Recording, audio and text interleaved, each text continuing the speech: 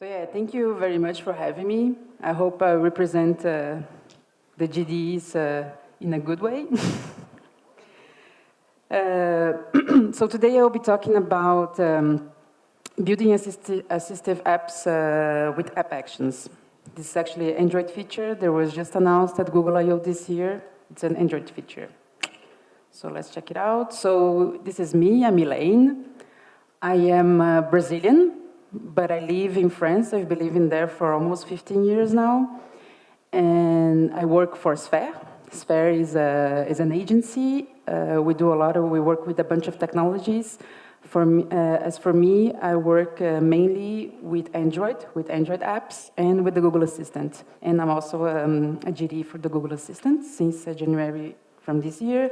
This is my Twitter handle. If you want to check it out, follow me, ask questions, and please reach out. So, in order to introduce the subject, I would like to take a few minutes to talk about some differences about the assistant and the Android ecosystems and systems. This is actually just in case slide, because both of slides are coming next. Because as an Android developer, one thing that I really like to talk about is talk to Android mobile conferences and talking about how they can take advantage of the assistant features integrated with Android. But what I have been observing on the last few months is that people actually they actually make a lot of mistakes about the Google Assistant, so in Android.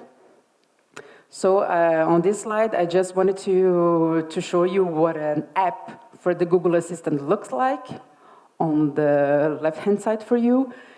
And so you can see that I only put the Google Home there because the most common use case or the thing that is most known for the Google Assistant are voice apps.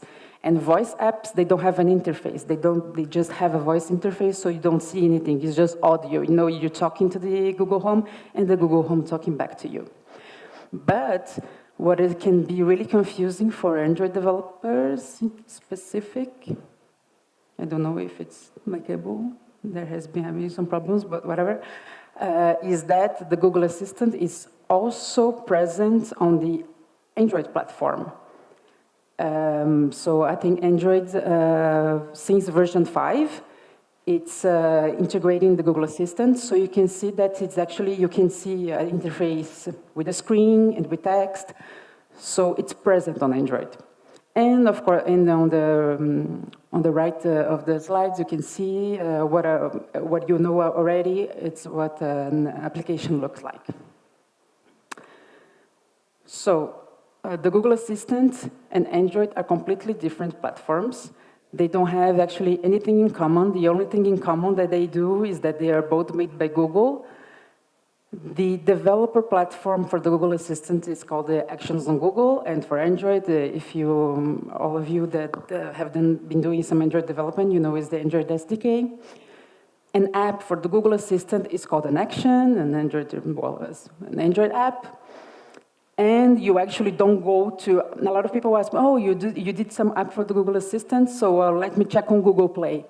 No, it's a completely different platform. So they have actually their own store that's called the Assistant App Directory.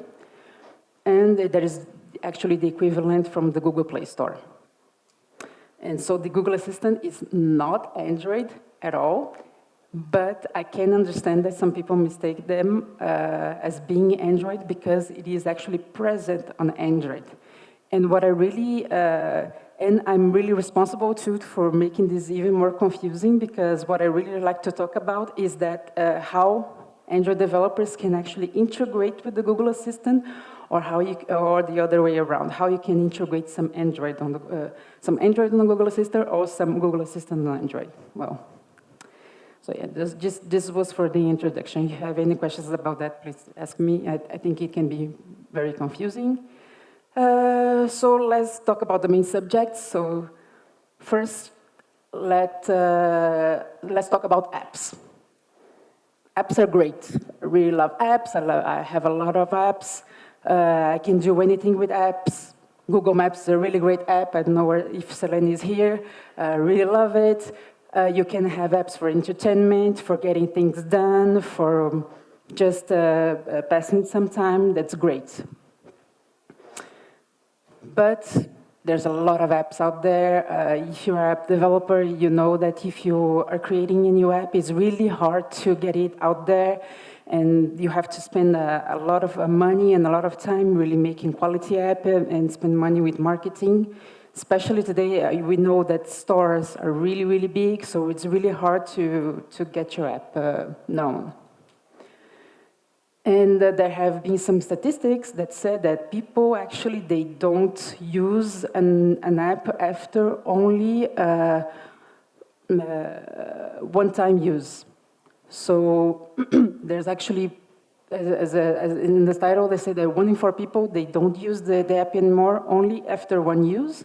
There's only another statistic that said, from another article, that said 3/4 of users, they never use an app again, only after 72 hours after installing it. So, are apps dead? Are apps, you cannot do anything more with apps? Are we done with apps? Well, as an app developer, I can say, of course not. Well, maybe bad apps are dead. We have, this is a graph that said, where you can see the growth of the app stores, both the App Store from iOS and Google Play Store for the past few years. And you can see the blue column there from 2016 to 2017, it has actually decreased. This is the App Store for iOS. So what happened there? In 2017, Apple has published a bunch of apps that were considered as really bad quality, because a lot of apps, sometimes they're developed and people just leave it there and just don't care more about it. And maybe the services are not working anymore, or something, it's not working with the new SDKs. So a lot of the apps actually just crashed just after the launch. And they have also published a lot of apps that were, how do you say, they were doing the same thing, basically. A lot of copy-paste apps that were present on the App Store. So they have published a lot of apps.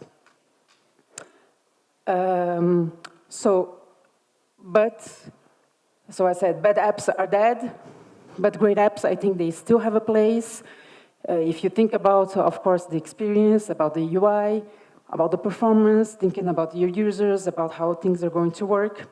There are a lot of features out there by both platforms, from Apple and from Google, that allows us as developers to really make good apps as alpha and beta testing. And for Android, you can take advantage of a lot of features to make great apps, like instant apps, engage your user with push notifications, optimize for the Play Store. These are only a few examples of how you can build a great app. But still, there's a lot of apps out there, and even if you put a lot of money and a lot of effort on making a new app or making a great app, it's still really difficult to get it out there. So I'm going to be talking about app actions. They're really a really great feature for new apps, but also for apps that are already existing. And it is a great way for people to rediscover your app, and you're going to see why. In 2017, Google has announced a feature called the Predictive App Pro. When you go to your app launcher, you can see the first row right there. Those are the apps that Google thinks you are going to use on a specific moment in relation to your app usage, on the period of the day, and things like that, and your habits. And they have said that it has been rather successful with a 60% prediction rate. For me, it's not that good, 60%. They're really happy about that statistic. I don't know why. 6%, yeah, I think it's still okay. But so this is, This is what they were trying to develop with more or less success. But in 2018, they wanted to take a step further. Instead of predicting the next app that the user is going to use, they wanted to predict the next action inside an app that the user is going to make. So, for example, for YouTube, it's watching some videos. For a player app, it's playing some music. A book app, continue reading. A shopping app is to actually shop, to make a specific action inside of it. And we're going to see further, there are actually two types of app actions that you can make. This one of them, the most rich one, are the ones that are content-based. So here you can see there's an artist, and we as developer, if you have an app that can interact, that can do something with this kind of data, with the artist kind of data, I can declare it, okay, my app manages this kind of content. So, and I have also, of course, to see what the action actually is. So, for example, for an artist is to listen to the songs, to watch the videos, to buy tickets to the concerts, or find some information about it, about her. So app actions, what's really great about it is that it's made, of course, by Google, and it's and on the Android. It is really well integrated with the ecosystem, so we can see it everywhere on the Android platform, on the app launcher, on Google Play, on the Google Assistant, and on Google Search. And this is what it looks like. So on the app launcher, if you have actually, for people here that have Android Pie, the last one, the latest one, they actually can see this one right now. You can still see on the app launcher the first row, that is the predictive app row, that is still there, but you can see there's an additional row that is trying to predict what are the next two actions that the user is going to take. So for the example here, it's calling someone, or having an itinerary made for going somewhere. So we can suppose that this is actually the end of the day, and this is actually the husband that wants to, this kind of, on this period of the day, he tries to call his wife, and they decide who is going to bring their kid from school. And he's actually the one that's going to school, so this is why we have the itinerary that is being suggested right there too. So the second integration is with smart text, with selection, text selection. So here we can see an example of an email that has been made for some trip planning, where people are deciding on which restaurant to go. So on the email we have a list of restaurants. And the user here, he has selected a line, and this line, it actually corresponds to the name of a restaurant. So you can see right there that we have a suggestion for OpenTable. OpenTable, it's a booking service, and that has declared that it can manage this kind of data. That is a restaurant, and it is actually Google that is detecting that this data is, that this content right there is the name of a restaurant, and we can suggest that to the user because this app right there has declared that it can do an action of type reserving a restaurant. So this is why it got suggested. My favorite integration is actually with the Play Store, because if someone has the app that is installed, and if it does, the user does a search like the name of an artist, the Play Store will suggest some apps and some actions, of course, behind it, that can do something with that data. So you have Deezer with Play Music, or watch video with YouTube, see lyrics with Genius. And if the user, okay, oh, that's really nice. I forgot that I had maybe Deezer app. I can play music by Lady Gaga. And when you click it, if you have the app that is installed, you would then link to the Lady Gaga page on Deezer.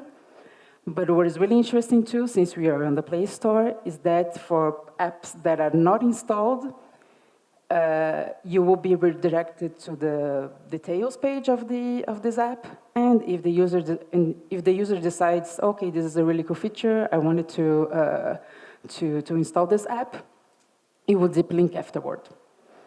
Because all of other integrations, they are only there for apps that are already installed on the system. This is actually the only one that works for apps that are not installed too. So great discovery there. And it works really well also with the Google Assistant on Android. If you do a research on the Google Assistant, I think here you can see what's the real name of Lady Gaga, it's Stephanie, okay. And then you can see right there on the bottom, you have suggestion chips. And if your app supports app actions, you can be suggested right there on the Google Assistant too. So really great. And the last one, I think, is on the Google Search app. You know, the app on Android. If you do a search, you can see right there the first 4 or 5 ones are the ones that we have today. And the 2 bottom ones are actually the ones that are coming from app actions. So this is the name of a movie, and you can see that we can be suggested to buy some tickets or to watch some trailer on YouTube. So yeah, it's a really great way to discover or rediscover your app. So how do you actually do it as an Android developer? So the first definition that you need to understand in order to integrate with app actions are built-in intents. Built-in intents is actually a feature coming from the Google Assistant. So the Google Assistant, for those who don't know, it can manage requests coming from the user that are said in a natural way.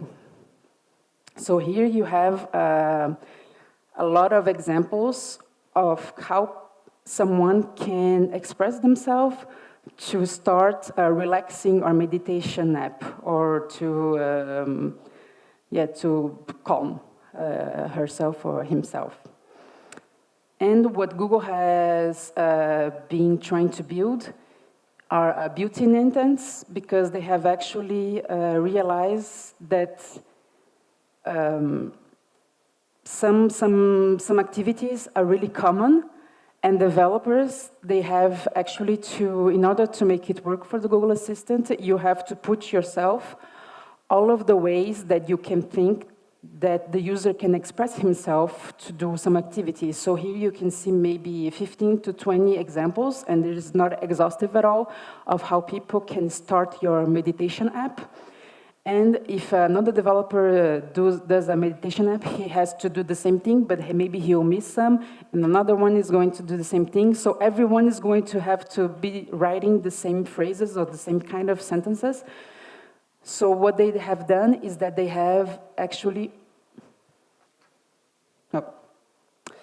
they have made a catalog of built-in intents that are common intents that people can say, like getting the weather, playing a game, calling someone, checking the horoscope. So for this kind of intents, the developer, she doesn't need to actually put all of those phrases out there. They only need to say, oh no, my app is capable of getting the horoscope. And it's actually Google that is going to be making this exhaustive list of how the user can express himself. And app actions today, it doesn't, I'm going to say afterward, what is the developing advancements on that. But today, they're really based on that, on built-in intent. So take a look at the list, see if it makes sense for your business. If you don't see your use case there, please go to the, I'm going to be putting a link on the end. Please go to that link and say to Google, oh, my use case is this. And the most asked use cases are going to be maybe integrated in a later version. So as I said, app actions, there are actually two models. There are content-driven model, the ones that I showed you with the artist name, but there are also ones that are more action-centric, that are called the URL template model. So integrating with app actions for us Android developers is actually rather easy, because for us, the only thing that we have to do is integrating this file right here that is called the actions.xml file that you have to integrate on your Android app, on the Android project, sorry. That has some information about what action you're trying to accomplish and what are the parameters. And for the URL template model, you have actually to have a deep linking API. As Android developers in general, well, this is more or less complex, but in general, this is a very known problem, and people actually know how to do that. And you only have to put so your deep linking API with some parameters. So this is rather basic and rather easy to integrate. On the other hand, you have the content-driven model that is that actually asks for some more effort from the developer, but not from mobile developers, actually from the website developers. Because is going to be taking information from the marked up website that has been really well tagged with the content, and you have to have a really well structured website in order for it to work. And for here you can see on the actions.xml file, you have maybe a recipe app or something like that. So let's check how is what the actions.xml file looks like. So this is what it looks like for the URL template. So basically, basic XML file, you have to put there an ID for your intent. There is going to be a built-in intent. So this is for example, order a ride for some ride-sharing app. Put a label, that's not hard at all.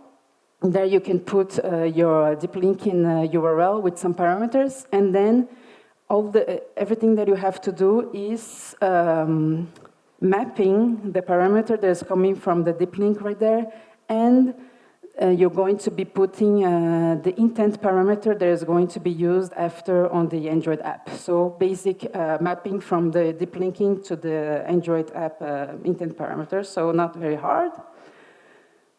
For the structured data, it's even easier because everything, as I said, is going to be made on the website.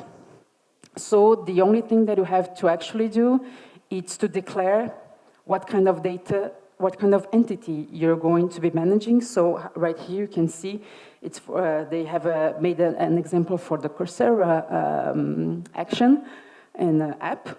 So the intent name is take a course, and the entity that they manage, the kind of entity is, and it has to be a schema.org entity. So here you can see there is the course type.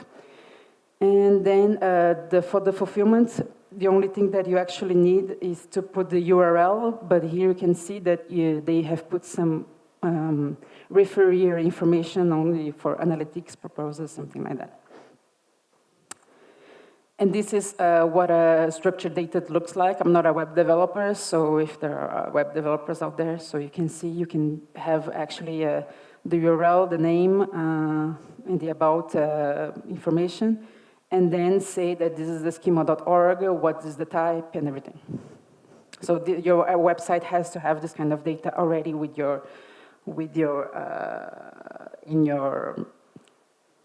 your source code.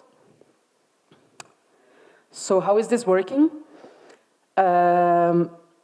When someone makes a request on Android, Google Assistant, on Google Play, and Google Search, all the examples that I made before. So this is, for example, getting a right to SFO. It's Android that is going to be detecting, oh, this is a built-in intent that is order a ride, and the drop-off location is SFO. So it is, if your app said, oh, action, order a ride, oh, I can manage this kind of data. So because I have declared on the actions.xml file that I can do so, it would trigger your app with the deep linking and with the parameters.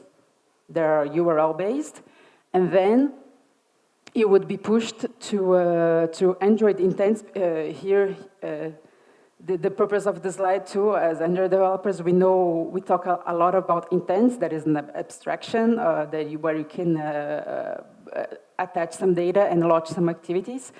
But this is how you go from semantic intents, that are said in a natural way for Google Assistant, but also for on the Android system, and how you actually go all the way to Android intents, where you can actually do something in your app, and doing the mapping through the deep linking. So yeah, so that's basically it, and that's not hard at all, I think, and it's really interesting. As I said, it's a really great way of re-engaging with your users. So, and this is how you submit it to the Play Store. So as Android developers, you know that you develop apps in Android Studio, and everything you have to do is to build an APK with your actual actions.xml file, as I said before.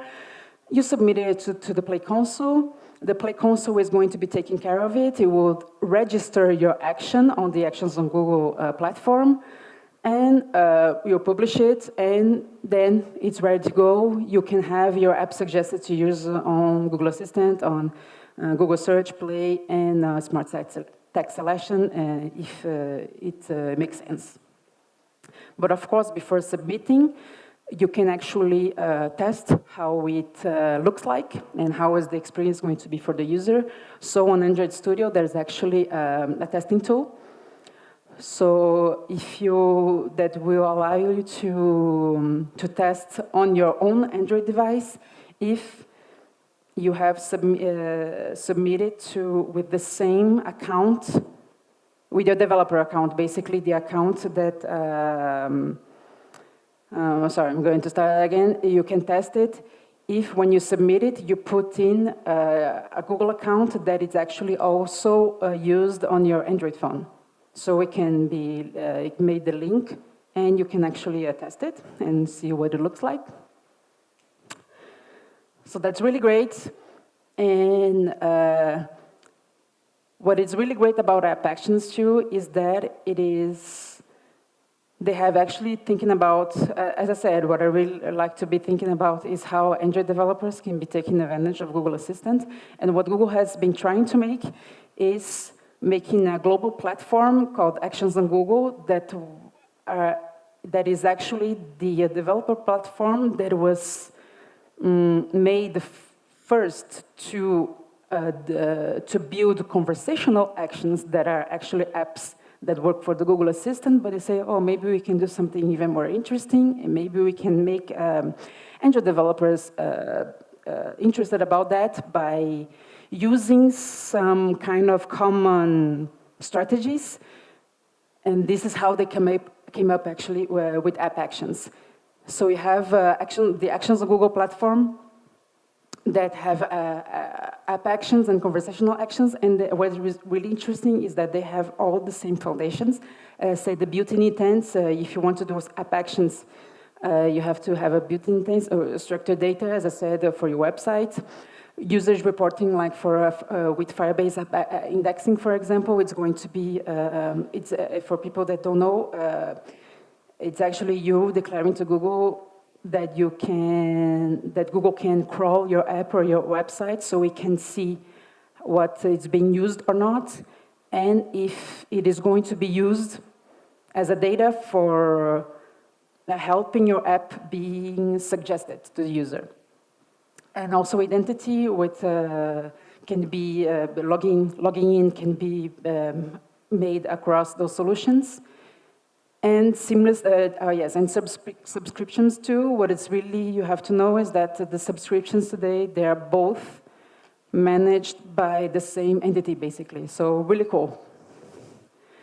So in summary, if someone wants to accomplish something, they take out their phone Actually, when you take out your phone and you do something, you don't want to open an app. You want to accomplish something. You want to maybe calculate an itinerary. You want to call your friend. You want to send a message to someone. You don't want to open an app. You want to accomplish an action. So this is what app actions are all about. It's concentrating on this kind of action, of interaction. And as I said, again, great way to re-engage with the users, the right context, the right moment. So as I was saying before, app actions are based on the actions of Google platform. And they work really great with Android. Android, it's awesome. Smartphones, tablets, really great. Really big fan of the platform. But you have also the Google Assistant world with the smart speakers, with smart displays, with headphones even, that are really optimized for that experience, that integrate with that run with the Google Assistant. So it would be really a shame of doing a lot of efforts of doing app actions, using actions on Google, and not taking advantage of this platform too. And so,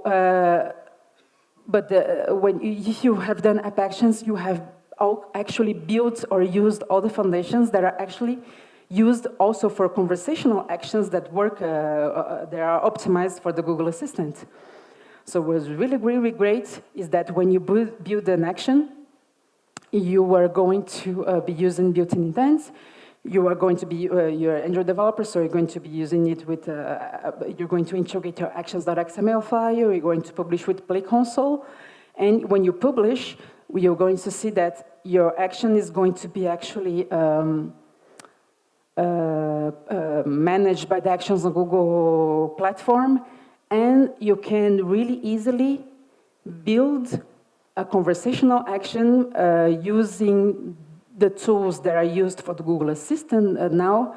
There is the Dialogflow tool that is basically how to transform a sentence said in a natural way by the user to basically parameters that we as developers can use and accomplish something.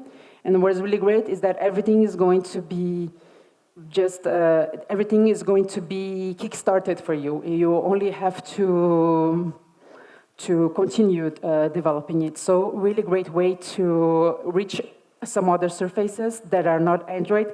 Again, a lot of people, sometimes they say, oh, so the Google Home, so it's not an actual Android device?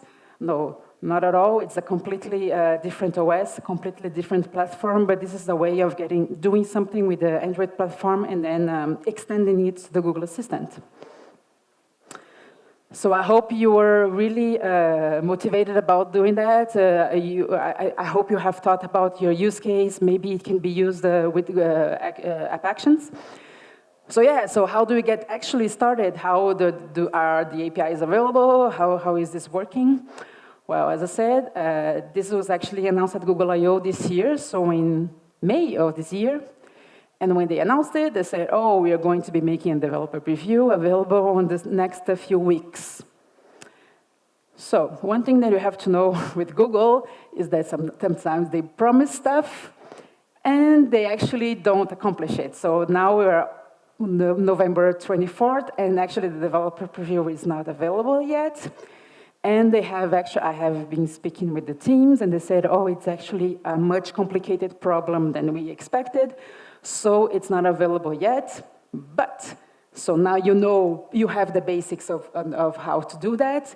If your website, maybe you have in mind a content-based app, your website's not ready yet, so maybe you can be getting your website ready for taking advantage of that. But yeah, unfortunately, it's not yet available for developers, but I hope it's coming soon. Don't ask me when, because I don't know. And if you are interested, those are the two sessions that were made at Google I/O this year about the subject. And there is only one link, that's the link that I said before. If your use case was not covered by the built-in actions, you can go to this website to have more information and even to request your use case. So yeah, that's all for me. Thanks.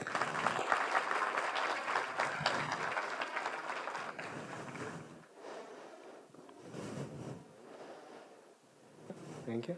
Okay, thank you. Thank you very much. Now it's time for a couple of questions. Very excited, the first GDA speaker in an hour.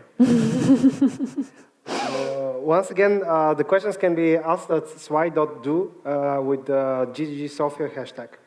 Starting reading them, the first one, can we switch also the presentation so that it shows the questions? Can we use Android actions with React Native? And we also have similar questions for PWA and Footer.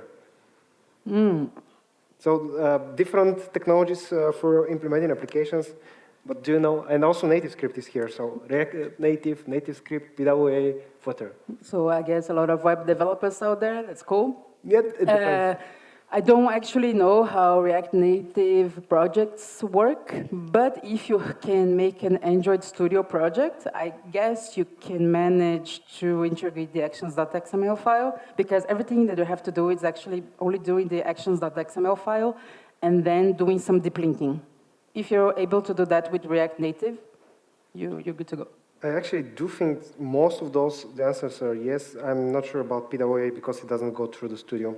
So. Yeah, I don't know. Sorry. Then the next question is, aren't actions, stop voting, now they shifted places, aren't actions related to search engine optimization in a way? Meaning that apps will be competing to get suggested to users. How are Google going to measure which apps have better content? Yes, very good question. So yeah, what is the algorithm behind it, right? What is the app? If, for example, I have a player app, independent player app, I'm never going to be suggested because there's already Spotify out there, there's Deezer, there's Google Play Music, there's even made by Google. So come on, is my independent player app ever going to be suggested? So again, I don't know how the algorithm works, but I think they have made something like the search, the optimization. And as I said, if the user has your app, it's going to be suggested, of course, for you, your independent player app maybe. But yes, there's a really, really good question, and I think they have not announced how to optimize the suggestion of your app yet, but I guess it's going to be basically the same stuff that you have to optimize for Google search. Okay. Next question will be, how do you collect data for app actions? For example, the data from the slides who's going to take the kid from school. How do you collect? It's Google that collects the data. If that's not sufficient for the answer, you can ask additional one. But yeah. Does deep linking work for iOS applications when search is in Google? Deep linking or app actions? Because app actions is an Android feature, so no iOS at all. If we can think of equivalent on the Android iOS side, it would be Siri shortcuts, but not that much. But it's the closest thing, and yeah, because deep linking they have their deep linking framework and the deep linking API. So yeah. Super. Last one would be, is it possible to connect Firebase all out with Google Actions? Yeah, I guess. I actually don't know. For the Google Assistant, you mean, for logging in with the Google Assistant? You have the authentication for the Google Assistant. It's a really new subject. You can do Google sign-in. If you can do Firebase OAuth with Google sign-in, I guess so. I guess it works. I have never actually tried, but I guess it works. I hope so. I know. Yeah. Super. Thanks. That's actually all the questions that have been recorded. Elaine is also around. Please do ask additional questions. Please, yes, if you'd like to chat. Let's thank her once again for the session.